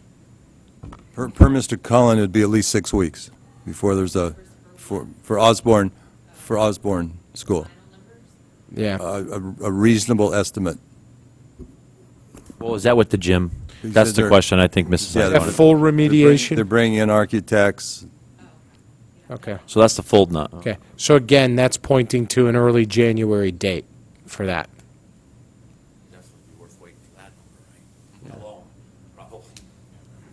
Thank you, Mr. Mayor, for that piece of information. So, Mr. Tetra, Mr. Mayor, can I ask you to come back at us with some recommended dates in January that we can share with the board? Now, let's be clear, we're going to be setting the schedule of our meetings for next year in December, I believe. So it'd be good to have a recommended date at that Yeah, time. this is a special meeting, so it doesn't necessarily have to be as part of your No, but, normally. agree, but I'd like to get it on there, if I could. That one plus one back in our original timeframe in the August, September area, if I could, for 2013. It just makes everything clean. People are going to be looking at their calendars at that date, so we can get it done. Yeah, I think with, if it's okay with you, since we looked at doing it in the September timeframe this year, that seems to work. It Yeah. gets everybody out of the August vacation mode, and that way we're not trying to balance this between people being here and not being here. Yeah, I think we looked right after Labor Day originally. Yeah. Does anybody have anything on that? Any other question? Okay, so they'll come back at us with a couple dates for that. And then item number 6, I do not have any other communication. Does anybody, Mrs. Bossi, do we have anything? Seeing none, that's all we have. Do we have any comments? And this might be a process thing, you can tell me about how this board has dealt with before, but there's been a number of requests for information that we're still not following up with, and I've not seen distributed to us. Specifically, on September 4th, we made certain requests during the Chief Fiscal Officer's situation, and we got to our next meeting on October 2nd, and some of that information wasn't followed up on. And we made further requests at that point in time from the administration for further information. And now it's the 13th of November, and we still don't have anything. So now we're going on 2 months where these requests for information have been requested, and we still don't have follow-up. And I don't know what the process is to get this information or why it's difficult. And I'll give you a couple of examples. And I went back to look at the tape on Fair TV. Some examples of it, and this is not an all-inclusive of everything. These are just some general areas.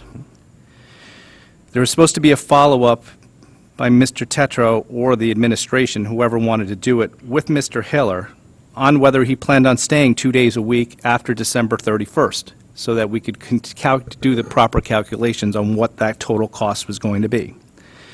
There was supposed to be, the administration was going to provide us with their calculation on the pension and the increases on how you got to the number, the blended rate versus, there was things you were talking about at the October 2nd meeting. And we were supposed to get a calculation on that. A request was made for the Burcham and Moses invoices for September because a lot of work was done towards the end of August and beginning of September. That has not been provided.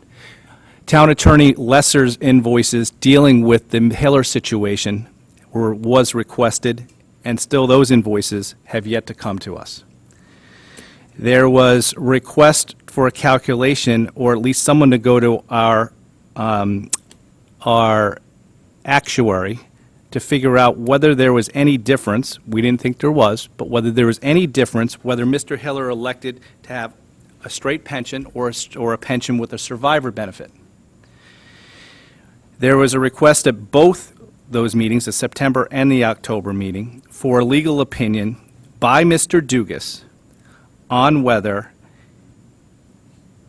the administration could have any effect or change or have anything to do with our clerk, and whether we could hire back Mr. Hiller as our clerk. The question was tomorrow, which was the day after the September 4th meeting, but we've never gotten an opinion on that. A further legal opinion was asked of Mr. Dugas at the September 4th meeting for the how the reorganization provisions of the charter would apply, and that was a request asked for Mr. Bolito, I believe, if you recall, and that was asked for both at the September 4th meeting and the October 2nd meeting, and we still have nothing. So I'm not sure how we get those materials, whether they're ever going to be produced, and what the process is for getting all of that. May I add, actually? Please. Just to add, September 4th, we actually made a request, a budget request, to understand what our exposure is to senior staff, because after our discussion about the bow wave of cash that Mr. Hiller was going to take out of, from his settlement, we were asked to get an understanding of our exposure to the senior staff in town, and do we ever want to carry that kind of number in contingency? So there was also an additional task for budget request, and I think Mr. Walsh covered all the rest of the other items I had. I think in terms of the process, here should be the process, and we've done this before, and we should do it again, is Mrs. Posse puts together a formal list of the requests and then submits them back to the administration. Can we go through the official list that you have from previous meetings and see what we still have as open items? We can then circulate that amongst board members, okay, to see if we've missed anything, and then we'll present it back to the administration. Yeah, and I think from this standpoint, we're happy to provide all that. It was just a question of seeing it on, when you'd schedule on the agenda for further discussion, that's all. I would suggest we talk about, not at this Yep. meeting further, a formal process for requesting information, where we would give the first selectman and the fiscal officer, and whoever's here specifically, somebody from the Board of Education, a piece of paper, a document Well, request, and they can typically write that it down goes- at the yeah, time. Typically, that goes through the clerk. But at least we'd have something formal that they Yep. would know about, and they would have to respond by the next meeting if there was a delay because the information wasn't available, Mr. Dugas was on trial and couldn't produce a legal opinion on time, whatever the reason would be.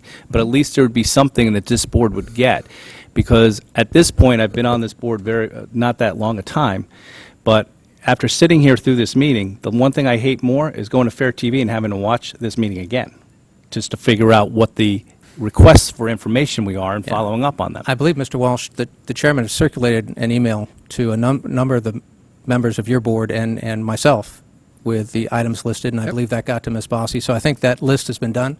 I think we're just waiting for it to show up on an agenda so we know what meeting you want to discuss it at.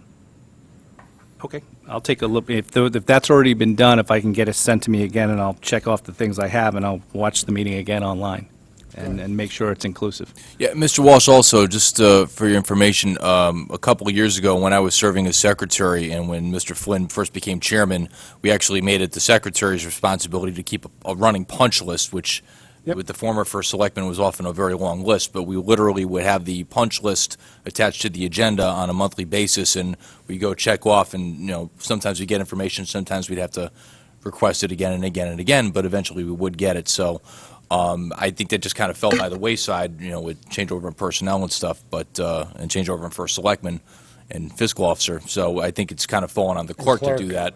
Yeah, exactly.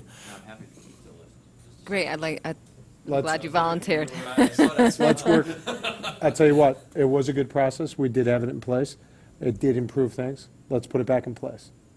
And let's Tom, get to it. that You'll send me point- what you have, your list you have, and Yeah, I we'll have a list. bump it against, Jim and I, maybe we'll bump it against each other. Should this be a standing item on the agenda then to follow up on any previous meeting? Yep. Great. Thank you very much. Does it make sense after every item to follow up on, just so we're all clear, what items we've requested before we move on to the next item? Yes, it does. Okay. Okay. Any other questions, comments, concerns? Yeah, for this list of items, will we have that at the next Board of Finance meeting? I believe we can, yes. Okay, great. Will we have the list or the answers to the The, list? everything we've asked for produced. The answers to the list. The answers and any documentation that we've requested, any legal opinions, whatever it is we've asked for, whether it be information or documentation, will we have it produced? And I think the first selectman said he believes so. So is that an agenda item? Yep. Okay, any other questions, comments, concerns? Seeing none. Oh, we did have one piece of communication, actually, that I did want to bring up. Mr. Mayor has alerted me that the actuaries have completed some calculations on the pension accruals, or the pension needs for this coming fiscal year, given the rate of return now known on the year ended June 30th, 2012. The issue is, with the storm and everything, I don't think you guys have had the opportunity to review those numbers. I think it came in right before the storm hit, if I remember correctly. So what I would request is, could we actually get that on the agenda for the December meeting, so that we could review, I want to, in comparison, the two things. Number one, what we approved for this current fiscal year, so we can know the delta year over year. And B, the delta from their last actuarial calculation for what they thought the required contribution would be for 2014. Yep, what they projected for this year versus what we put in and what they're projecting for next year.